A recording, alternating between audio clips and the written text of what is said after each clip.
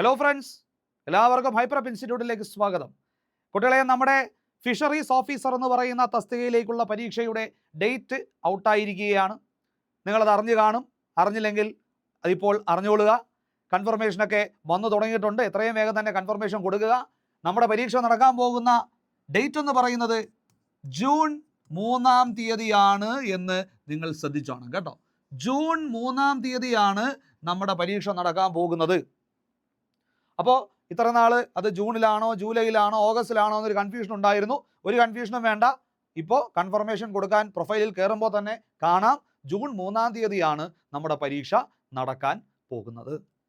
Okay കൂടെ, അപ്പോൾ നിങ്ങൾ ബഹുഭൂരിപക്ഷം ആൾക്കാരും ഫിഷറീസ് ഓഫീസറിന് വേണ്ടിയൊക്കെ പ്രിപ്പയർ ചെയ്യുന്നവരായിരിക്കും. ചിലർ അത്ര അധികം സീരിയസ് ആയിട്ട് എടുക്കാതെ ഇനിയിപ്പോൾ കൺഫർമേഷൻ വരുന്ന സമയത്ത് നമുക്ക് നോക്കാം എന്ന് വിചാരിച്ച് ഇരിക്കുന്നവരായിരിക്കും. എന്തായാലും നമുക്ക് ഇനി ഒരുപാട് സമയമില്ല ഈ പരീക്ഷയ്ക്ക് വേണ്ടി തയ്യാറെടുക്കാനെന്ന് നിങ്ങൾ മനസ്സിലാക്കി വെക്കുക. ഈ ഫിഷറീസ് ഓഫീസറുമായി ബന്ധപ്പെട്ട് ഒരുപാട് നെഗറ്റീവ് പ്രചരണങ്ങൾ സത്യത്തിൽ ഇപ്പോൾ നിലവിലുണ്ട്. കാരണം മുൻപ് നടന്ന ഒരു ഫിഷറീസ് എക്സ്റ്റൻഷൻ ഓഫീസറുമായി ബന്ധപ്പെട്ട് ഒരു ക്വസ്റ്റ്യൻ പേപ്പർ ചോർത്തൽ വിവാദം നിങ്ങളൊരു പക്ഷേ അറിഞ്ഞിട്ടുള്ളതായിരിക്കാം. അതുകൊണ്ട് തന്നെ ഇനിയിപ്പോൾ ഫിഷറീസ് നടത്തുന്ന എല്ലാ പരീക്ഷകളും ഇത്തരത്തിലുള്ള എക്സാമുകളാണ്, അതിന് ഓൾറെഡി ആളെ എടുത്തു വയ്ക്കും, അല്ലെങ്കിൽ ക്വസ്റ്റ്യൻ പേപ്പർ ചോർത്തും എന്ന തരത്തിലൊക്കെ ഒരുപാട് പേര് പറഞ്ഞ് നടക്കുന്നുണ്ട്. കുട്ടികളെ, നിങ്ങൾ ആത്മാർത്ഥമായിട്ട് പ്രിപ്പയർ ചെയ്യുന്ന ഒരാളാണെങ്കിൽ ദയവ് ചെയ്ത് അത്തരം നെഗറ്റിവിറ്റീസിലേക്ക് നിങ്ങൾ പോകാതിരിക്കുക. ഓക്കെ, അങ്ങനെ നിങ്ങൾ ചിന്തിച്ചു കഴിഞ്ഞാൽ ഞാനൊരു കാര്യം ചോദിച്ചോട്ടെ, എല്ലാ PSC പരീക്ഷകളും സുതാര്യമാണെന്ന് അപ്പോൾ നിങ്ങൾക്ക് തോന്നുന്നുണ്ടോ? അപ്പോൾ അങ്ങനെ നിങ്ങൾക്ക് വേണമെങ്കിൽ ചിന്തിക്കാമല്ലോ. ഫിഷറീസ് ഓഫീസറിൽ മാത്രമാണോ? അങ്ങനെയെങ്കിൽ മറ്റ് PSC പരീക്ഷകളിലും ഇത്തരം പ്രശ്നങ്ങൾ ഉണ്ടാകാൻ സാധ്യതയില്ലേ? അങ്ങനെയാണെങ്കിൽ നിങ്ങൾ ഒരു PSC പരീക്ഷകളും എഴുതാതിരിക്കുമോ? അപ്പോൾ ഇങ്ങനെയൊക്കെ ചോദിച്ചു കഴിഞ്ഞാൽ നമുക്ക് പിന്നെ ഒരു പരീക്ഷ എഴുതാൻ പറ്റില്ല അല്ലേ? അപ്പോൾ ആ പ്രശ്നം അതിൻ്റേതായിട്ടുള്ള വഴിക്ക് നടക്കുകയാണ്, അല്ലെങ്കിൽ അതിൻ്റേതായിട്ടുള്ള കാര്യങ്ങൾ നടക്കുകയാണ്. നമുക്ക് നമ്മുടെ മുമ്പിലുള്ള അടുത്ത പരീക്ഷയ്ക്ക് വേണ്ടി ഫോക്കസ് ചെയ്യുക എന്നുള്ളതാണ് നമ്മൾ ചെയ്യേണ്ടത്.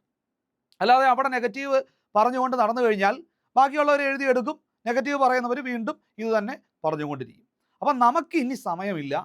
നമ്മുടെ പരീക്ഷാ ഡേറ്റ് വന്നു കഴിഞ്ഞു. ജൂൺ 3-ാം തീയതിയാണ് നമ്മുടെ പരീക്ഷാ ഡേറ്റ് വന്നിരിക്കുന്നത്. നമുക്കറിയാം, നമ്മുടെ സിലബസൊക്കെ നിങ്ങൾക്ക് ഇപ്പോൾ തന്നെ നിങ്ങൾ ഡൗൺലോഡ് ചെയ്ത് വെച്ചിട്ടുണ്ടാകും, ഈ പറയുന്ന പരീക്ഷയ്ക്ക് വേണ്ടി ആത്മാർത്ഥമായിട്ട് പ്രിപ്പയർ ചെയ്യുന്ന ആൾക്കാരാണെങ്കിൽ.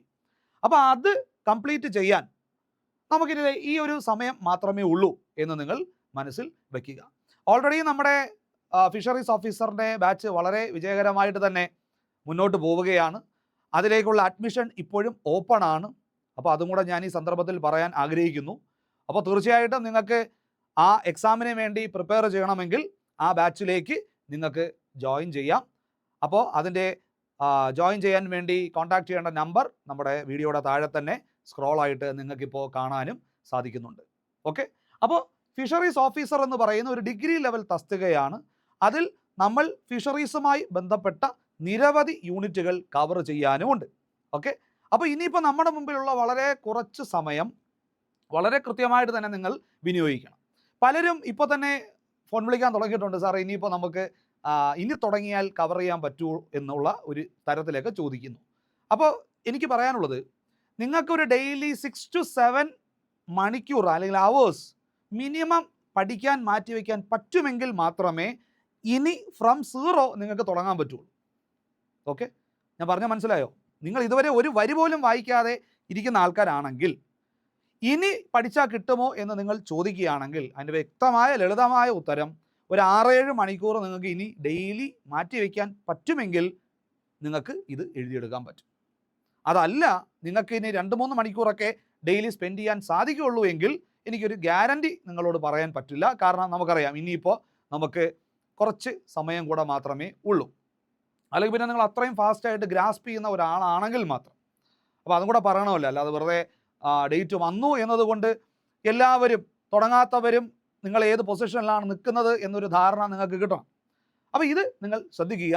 ഈ പോസ്റ്റിൻ്റെ പ്രത്യേകത നിങ്ങൾക്കറിയാം, ഇത് നമ്മുടെ ഫിഷറീസുമായി ബന്ധപ്പെട്ട് ഡിപ്പാർട്ട്മെൻറ്റിലേക്കുള്ള ഒരു പോസ്റ്റ് ആണെങ്കിലും സുവോളജി ഗ്രാജുവേറ്റ്സിനും ഇത് എഴുതാൻ പറ്റും എന്നറിയാം. ഓക്കെ, നമ്മുടെ ബാച്ചിൽ ഒരുപാട് സുവോളജി കാൻഡിഡേറ്റ്സ് ഉണ്ട്. ഓക്കെ, അപ്പോൾ അവരുടെയൊക്കെ അല്ലെങ്കിൽ അത്തരത്തിലുള്ള ഒരു വലിയ വിഭാഗക്കാർ ഈ പരീക്ഷയ്ക്ക് വേണ്ടി കറക്റ്റായിട്ട് കൃത്യമായിട്ട് പ്രിപ്പയർ ചെയ്ത് പഠിക്കുന്നു എന്ന് നിങ്ങൾ മനസ്സിലാക്കണം. ഇത് വെറുതെ പോയി എഴുതിയെടുക്കാൻ പറ്റുന്ന ഒരു പരീക്ഷയല്ല. ഫിഷറീസ് ആയതുകൊണ്ട് തന്നെ ഫിഷറീസ് ബാക്ക്ഗ്രൗണ്ട് ഉള്ളവർക്ക് അഡ്വാൻറ്റേജ് ഉണ്ടോ എന്ന് പലരും ചോദിക്കാറുണ്ട്. പ്രത്യേകിച്ചും സുവോളജി കാൻഡിഡേറ്റ്സ് ആണ് ചോദിക്കുന്നത്. അതിൽ ചോദിക്കേണ്ട കാര്യമേ ഇല്ല. ഈ ഫിഷറീസ് പഠിച്ചവരൊക്കെ ആയിരിക്കുമല്ലോ കൂടുതൽ സാധ്യത. ഇപ്പോൾ സുവോളജി പഠിച്ച കാൻഡിഡേറ്റ്സ് അവരുടേതായിട്ടുള്ളൊരു എക്സാം വരുമ്പോൾ ഫിഷറീസുകാർക്ക് എത്രമാത്രം സ്കോർ ചെയ്യാൻ പറ്റും?